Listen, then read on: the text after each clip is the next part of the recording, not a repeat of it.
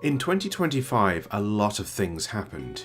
Some good, some bad, some downright clownish. But games are always good, aren't they?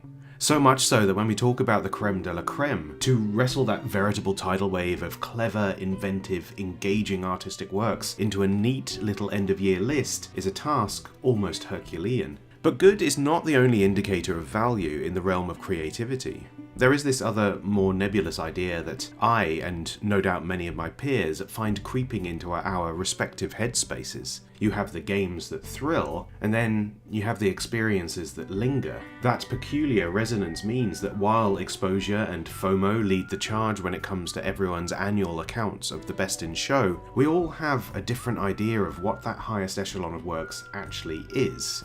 In this video, the title is a bit of a misnomer. You won't find many of the usual suspects here, even though I did play and love many of them. For me, you see, it's not enough to simply talk about the best games of the year, especially when chances are I don't have much new to contribute to that conversation. Instead, the following video explores a selection of titles that might not necessarily mean much to anyone else, but they are the games I played this year that I could not stop thinking about.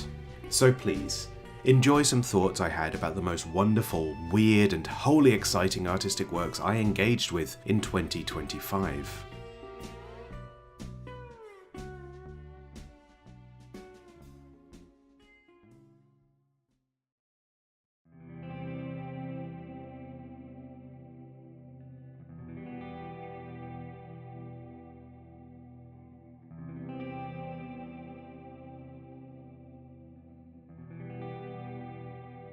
Space is dark and cold and lonely. How could it be anything else?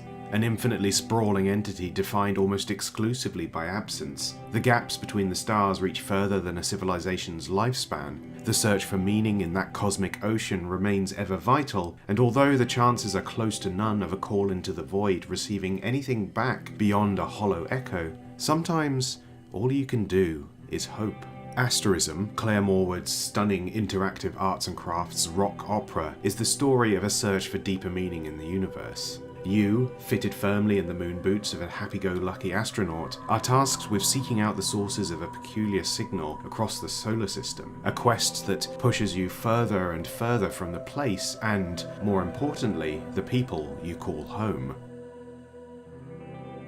Your interaction within the game is minimal but impactful. In between songs, you scan the universe for signs of a sound. You attempt to contact your friends back home. You see just how far you've gone and how far you have left to go, painted characterfully as an excitement about what lies ahead and a quiet sadness about what it will cost to get there. Each world you explore is mapped to a specific song, with handcrafted visuals that tell the story of a wild transgalactic adventure, navigating Arctic tundras, oceanic depths, and asteroid fields. A playful, mixed media tableau unfolds through the journey of each song.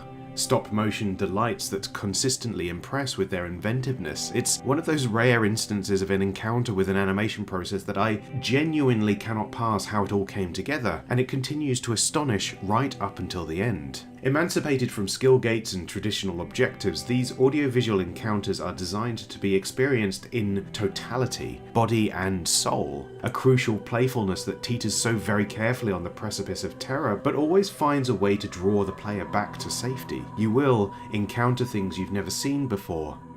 I don't believe that should be considered hyperbole. It's difficult for me to express how special Asterism feels just in words. It's one of those experiences that truly is more than the sum of its parts. It's a game. It's a game for a reason. It is Claire Morwood's game for a reason. A new milestone in the creative story that is her life, built off the back of everything she has experienced and everything she has made. And yes, I know that's how every piece of art is built. It comes with the intrinsic humanity that is the primary driving force of the whole endeavour, but I can really feel it in my bones here. I think, when taking footage of the game at face value, many will find reason to evoke the names of similar works, those playable albums other artists embarked upon, demarcated as a finger to point towards Asterism and declare it to be another one of these. a good one of these, but another one all the same. To a degree, there may be some truth to that utterance. Morwood herself cites the likes of Teenage Blob, Pilgrimage, and Sayonara Wild Hearts as points of inspiration during the inception of Asterism. Of all these examples, however, I'd be hard-pressed to consider any two to be alike, no more so than I think any two albums are. There is this pervasive problem in discourse where we think of game categories as a genre rather than a medium, and I think we need to break away from such narrow thinking if we're ever going to see these types of interactive experiences grow as an art form. Whatever your own thoughts, Asterism is at the very least something that deserves its moment in the spotlight. It's that great endeavour we all strive for, an expression of the soul.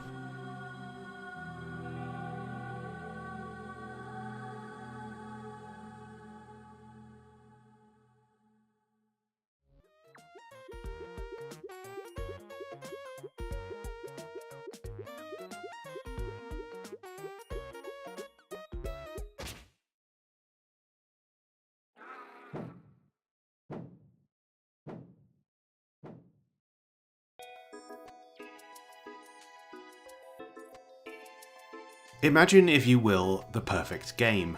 What does that look like to you? Is it a compelling story that really nails the landing? Is it a mechanically rich and diverse ludic experience that gives you the chance to truly express yourself? Or is it simply an engagement with something that, start to finish, leaves no part of the buffalo to waste? In all honesty, I feel like it's reductive to speak about artistic endeavours in such finite terms. However, in my eyes, Ooh, the latest game by Elec-head developer Nama Takahashi, really is a perfect game. An ingeniously designed search-action experience with an airtight central means of engagement. You only have two abilities: plant a bomb, detonate that bomb. Through these and these alone, the game sprawls ever outward, evolving and iterating upon the seemingly unyielding number of ways in which this singular action can be explored and exploited. There are no mechanical upgrades to be found within the world, bar a second bomb being added to your roster about halfway through. You progress only through a greater understanding of how those two abilities work in tandem, how they can be manipulated by the environment, and how the environment in turn can be manipulated by them. And what this means for the design of the world is that it can focus exclusively on crafting these fiendish navigation puzzles, each of which culminates in an immensely satisfying eureka moment when you finally figure out that you had the solution all along.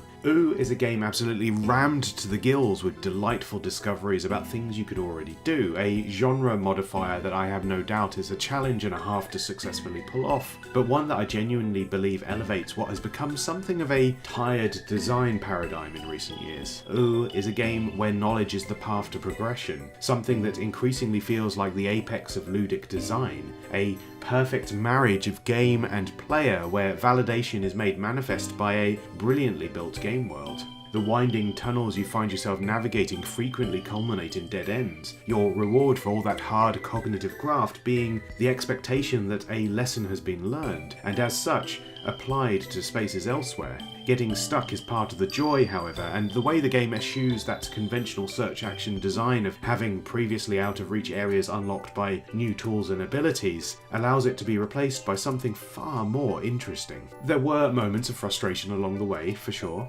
One particular area late on requires some exceptional outside-the-box thinking to overcome, and without spoiling too much, there are some wild bits of puzzle design towards the end. How I figured some of them out, I'll never know. It's like that, though. A good game, in my eyes, is one that builds a series of neural pathways for the player to make sense of. Challenge not as pushback, but rather an invitation to stimulate those parts of the brain that often lay dormant. It's exciting to play something like this. A game defined by brilliant world design, a lightning-fast pace, and, most crucial of all for me, no boss fights. I cannot tell you how long I've been waiting for something of this genre to do away with those horrible, boring roadblocks. Put simply, Ooh is brilliant. I'm starting to believe that Nama Takahashi might be a generational talent, and this is inarguably one of the highlights of the year. I eagerly await whatever brilliant thing he brings out next.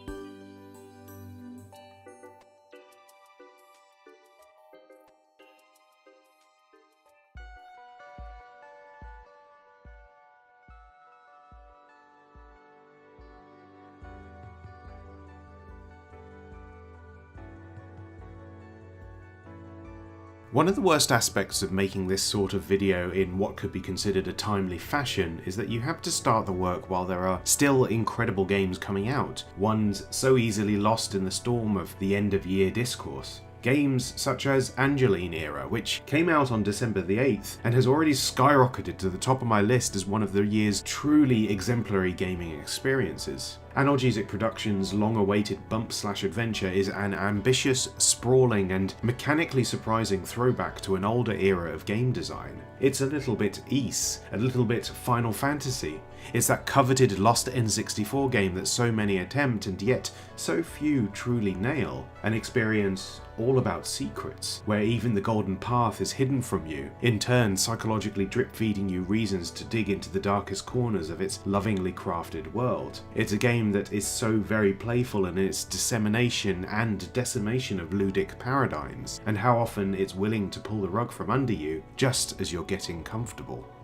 It's also incredibly bloody Moorish, having this compelling loop of scrutinising the layout of the land, those gaps and points of interest compelling you to engage this pleasing slow charge of the search button, an act rewarded with a sprightly chirp and a playful obstacle course to overcome before getting into a new level proper. The levels in question are incredibly diverse, offering up not only navigation and combat challenges but also esoteric puzzles that often build upon breaking to great effect those previously mentioned paradigms. There are more places to see here than you ever need to be able to complete the game. In fact, after a point you get severely diminishing returns on your reward for seeking out those obfuscated challenges, and yet it's hard to chastise anyone for getting lost in the siren's call of that silent expanse. One more go, one more leap into the unknown, one more chance to find something truly special awaiting you.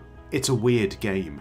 In one moment you'll find yourself fighting towering bosses, the next you'll be discussing the selected works of Martin Luther. In spite of this discordant clashing of ideas, there's a real synergy to the whole artistic endeavour to be found here. Story and gameplay are in cahoots, you engage with the violence and the love in the world in the same way. Any monster can be an enemy or an ally, the only way to find out is to bump into them. Ideas are conveyed as much through the act of play as they are through text, and that's the thing that's most impressive about Angeline Era. It's one of those rare instances of a creator perfectly understanding the medium they are working in, the revelatory power of player-directed narrative design, an ornate ludic puzzle box that's simply a joy to play around within. And yet, all of this is just the tip of the iceberg for the weird and wonderful ideas you get to explore here. There are creative directions that Angeline Era takes that I really can't tell you about. So shocking some of them are that I had convinced myself I'd accidentally launched another game entirely. If you have any previous experience with Analgesic Productions games, you'll know to expect this. And yet, the breadth of themes, ideas, and narrative hooks that the game explores within this same space is truly stunning. And listen, I know it's gauche to pit creatives against one another, especially given the generally positive reception that Death Stranding 2 has had since its launch earlier in the year, but if I had to recommend you the work of only one far-out galaxy-brained Japanese game developer this year, well, I know where my heart lies.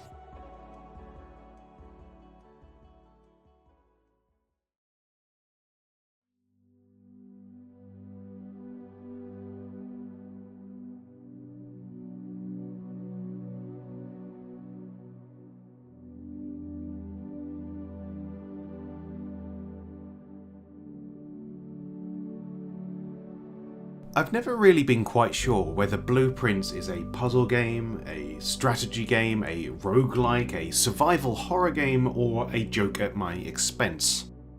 I laugh now, of course, but I don't think another game came out this year that pissed me off more. This remarkably engaging and equally frustrating run-based house building, whatever it is a fascinating Frankenstein of a thing. You enter a mansion, choosing from a draft of room options each time you open a door. The choices seem infinite at first, but they are, in fact, cloyingly claustrophobic. Like the world's worst Carcassonne clone, your ability to map out the grounds of this shifting municipal monstrosity are as much a matter of fate as they are architectural strategy.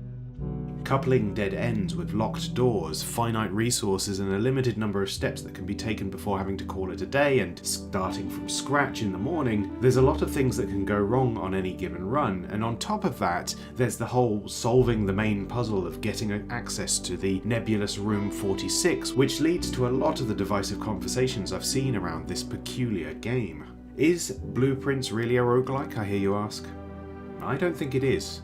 What I believe it to be is instead a shape-shifting exercise in psychological warfare, a subject of transformative liminality that asks a crucial question: how far can you go with hostile design before the player declares your work bad? At its heart, an elaborate matryoshka, Blueprints is a puzzle that contains other puzzles, each of which makes their own choice about their relationship to the wider conundrum of how to obfuscate and impede the player's attempts to reach Room 46. Some puzzles are self-contained, others spread themselves across multiple rooms, a mycelial network contingent on things being in the right place at the right time. But the puzzles and the central means of engaging with them aren't always in alignment.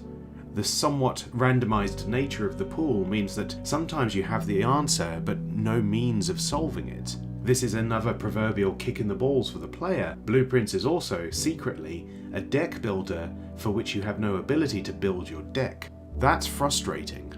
That's why I cannot in good faith provide a counter-argument to anyone who's played this and came away with a negative impression. Indeed, the walls around my flat went a handsome shade of blue thanks to the expletives I uttered when I finally unlocked the chamber to reach Room 46, but was one key short of being actually able to enter it. I solved the puzzle on day 47, it would take nearly 3-4 weeks before I finally got there. Keys without locks. Locks without keys. Rooms upon rooms that lead everywhere and also nowhere. The right number of doors, but just not quite in the right order or rotational alignment. The solution to a puzzle that took place in a previous run. A layout that would be perfect for the next one. Just clocking in for another shift at the bullshit factory.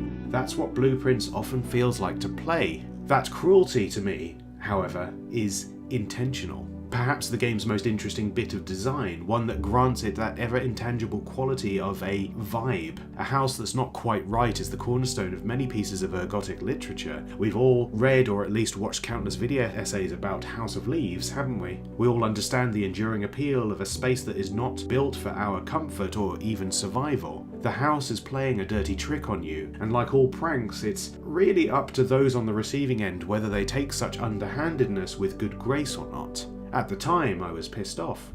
With distance, I have come to appreciate just how brilliant this really is.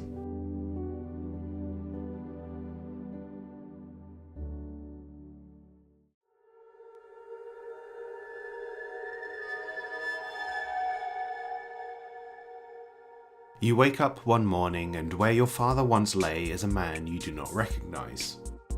He is cold, demanding, quick to anger, and he will not let you leave. Stifling your many attempts to escape, demanding you eat, insisting you take a pill, not listening to your many protestations along the way. Under the watchful gaze of a one-man panopticon, you seek emancipation from those icy confines, a desperate struggle to break free and find your way home. But where is home, exactly? These are the opening moments of And Roger, an extremely emotionally charged visual novel, one where the answers to this initial mystery are never explicitly stated, and yet a horrifying realization eventually occurs. You don't know what's going on, but this is not a story to be told outright. It's been quite heartening to see this small, unassuming offering crop up in a number of Game of the Year conversations, but each one has the same stifling dilemma at their heart. To talk about what the game is to remove something vital from the experience. I understand the hesitation, of course. How do you even approach selling something where it is so beneficial for any potential audience to engage entirely afresh? This is the same problem I've been having while writing this segment of the video. I want you to play this game. I want you to understand how I felt as I navigated this story. I don't really want to tell you what the game is, but we do have to talk about something, if only so I can express why it is so powerful an experience. Calling it a visual novel is a bit of a fib for starters. It's a game that requires a keen eye, a steady hand, and an innate sense of rhythm. It's playful in the interactions it allows from you, fooling around with convention to manifest that exalted sensation so many other critics are reluctant to clarify. In fact, in a crucial way, that idea of clarity is central to the type of story And Roger is telling, and the type of game you will be playing. I would even argue that it demands more engagement from the player than any other game on this list, exploring ludically an aspect of lived experience that is far from universal. For my money, And Roger nails that experience perfectly, capturing a broader, holistic understanding of the subject matter being explored: fear and love, anger and relief, the enduring heartache of being a human being, what we sign up for when our lives intertwine, and how we ultimately end up paying for it. I'm going to leave it at that, because I already feel like I've spoiled enough. I would urge you to get on board with And Roger. It is £4 on Steam. It is an hour-long experience. I don't know if you will engage with it quite the way I did. You have your own relationship and history with the world around you, of course, but I can't think of another work this year that has left more of a mark on me, and maybe that'll be true for you too.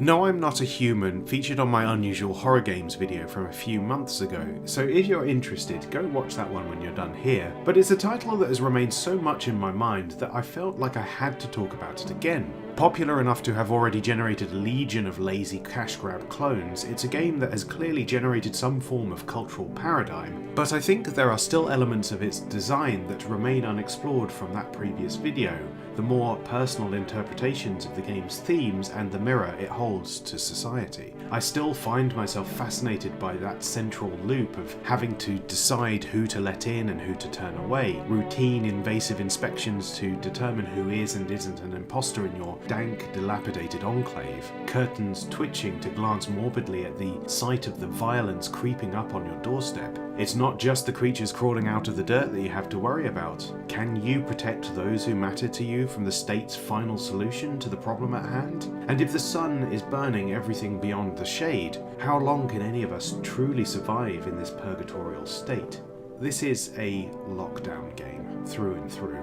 What seems like an attempt to make peace with the trauma that millions faced over the past 5 years thanks to the pandemic. A trauma that I myself never shared. Due to my involvement in the healthcare sector at the time, I never really experienced the sensation of being boxed in like this. Yes, I was travelling every day to a big building full of the virus that could have killed me at any point, but I was lucky to have access to PPE, I had a job to do, I was able to talk to people and keep my mind busy, and in that regard, I feel like I got off easy.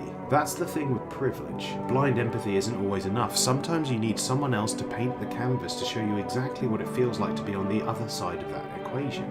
I never once felt resentful for my furloughed neighbours or friends, but at the same time I couldn't properly get into their headspace with regards to this specific global event. We see the world through entirely different eyes, and because of this we never really know how we would respond to circumstances different to the hand we've been dealt. And that's how games like this, and the others featured in this video, are able to affect such dense, complex emotional responses from the player. They are experiential resonators.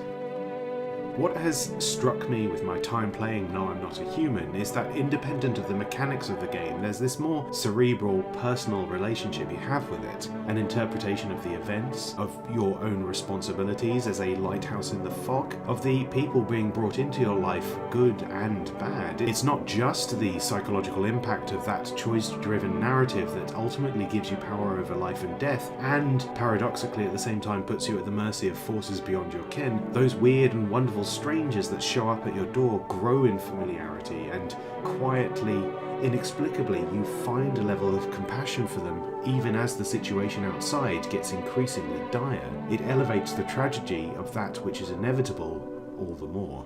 I do worry that No, I'm Not a Human runs the risk of falling victim to its own mimetic heritage, that it becomes celebrated for how much it draws from such simple mechanics rather than the wider, holistic uncertainty of the work. I adored this game because it's not so much horror in the sense that there are things out there that are trying to get you, although in many instances they very much are, but rather because it's horror in the sense that when you don't know your neighbours, the world feels that much smaller.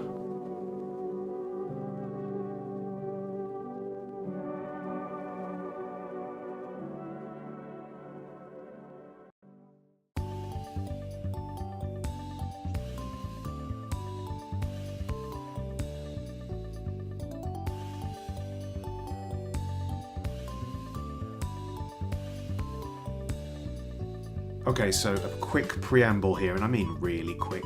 Over the past couple of years, I've lost about a third of my body weight, and I've increasingly felt not great about that. There are reasons that I won't bore you with, but because of this I was very nervous going into Consume Me, a narrative experience built around, among other things, the toxicity of dieting. But even a cursory glance at this unique, playful game will let you in on its biggest secret. It's not really about the diet.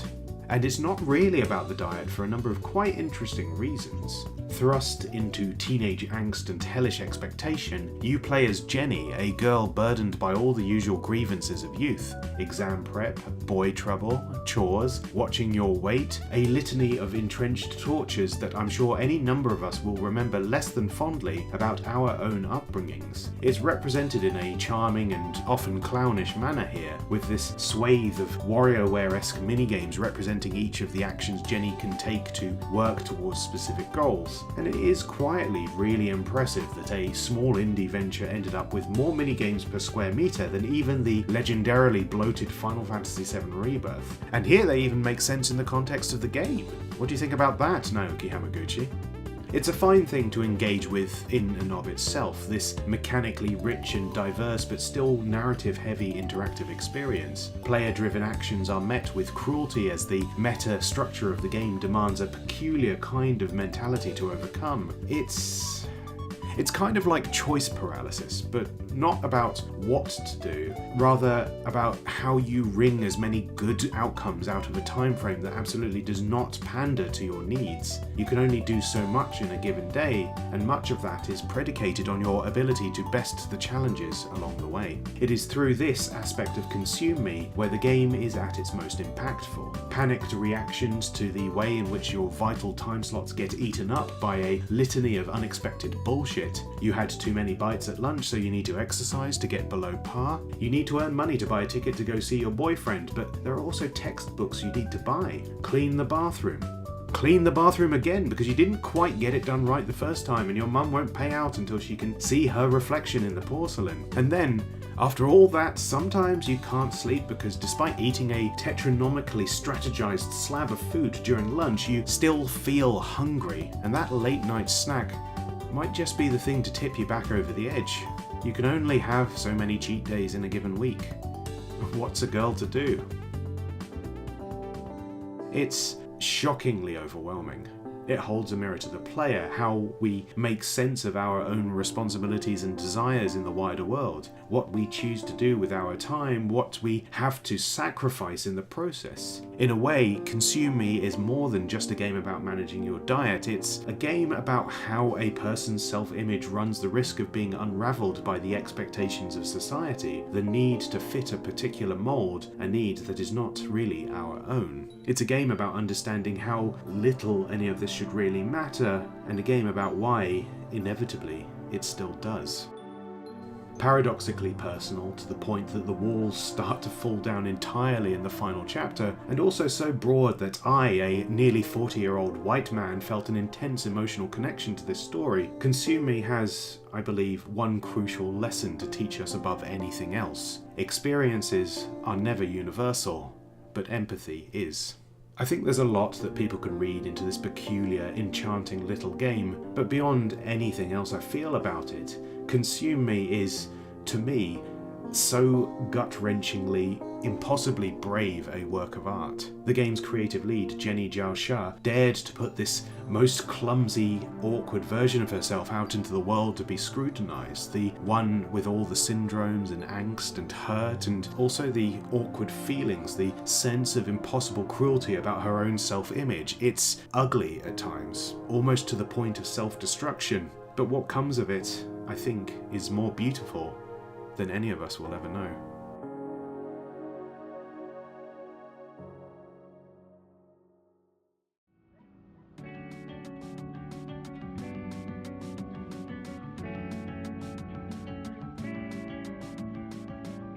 While I do reflect on the whole experience with great fondness, there is a single moment in Despelote that I have not stopped thinking about. It's something that happens quite late into the game, something that I honestly don't think I can do justice with any combination of words. It needs to be experienced firsthand. If that's enough to pique your interest, it's worth pausing this video and dedicating a small portion of your day to playing through what is, for my money, one of the most singularly beautiful games of 2025. If that's not enough, well, let me see if I can't change your mind.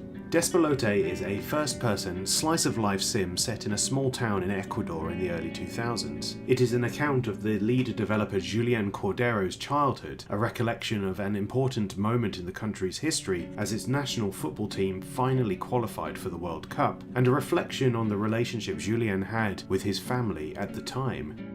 Its story is told diegetically as you explore the town, kicking a ball around, catching fragments of conversations in the corners of your range of hearing, excited commentators keeping the country up to date on the team's ventures, your parents discussing the ongoing trials of economic hardship. The town of Quito is undeniably the star of the show here, a beautifully realised space, one built with a great sense of coherence despite the increasingly waning continuity of the story being told within its walls. It's great fun to explore, at times almost feeling like an immersive sim. But there is the space, and there are the things that happen within that space, and that's the crucial two-step that makes the game more than just a genre staple. What's particularly exciting about Despelote's design is that while largely a linear experience, there is still an arresting amount of freedom to be found within that structure. Your primary means of engaging with this narrative device is a tentative tug-of-war between freedom and consequence, as you make your own choices of how much of the town you explore within the time limits afforded to you by those responsible for your safety, venture too far outside of those agreed upon temporal allowances, and you are met with, admittedly, little more than a stern word or a disappointed look, but there is something about this reaction that ends up being far more biting than a more tangible, defined fail state. It's a sensibility that radiates throughout the game, one where the ludic component is largely inconsequential to the means of progress, but at the same time what you do is infinitely applicable to the wider narrative being explored here. To kick a ball is not just to kick a ball. There is always a wider context for every action, every conversation, and the way in which each aspect is delivered within Despelote's ambitiously snug runtime. And then, the thing happens. The one moment that changes everything. The most important experience of the year for me, one that not only puts the entirety of this game into context, but also my own understanding of the temporal nature of the world, what exists in the moment, what occurred before, what is yet to come. Echoes of the past ran through a sepia filter, the approximation of a childhood, imprecise but at the same time paradoxically authentic. Those conversations that occur only within earshot and with increasing noise to fight against to pay attention to. Fragments of a life lived back and forth across time, capturing a specific emotional weight within a bubble. The future as a portent for the past. The past as a finicky, ill-defined presentation of the present. Life and love and tribulation and celebration and the simple joy of just booting a football around without a care in the world. I think what's most critical to understand about Despelote is that it's not even really a game about football. It's a game about memory.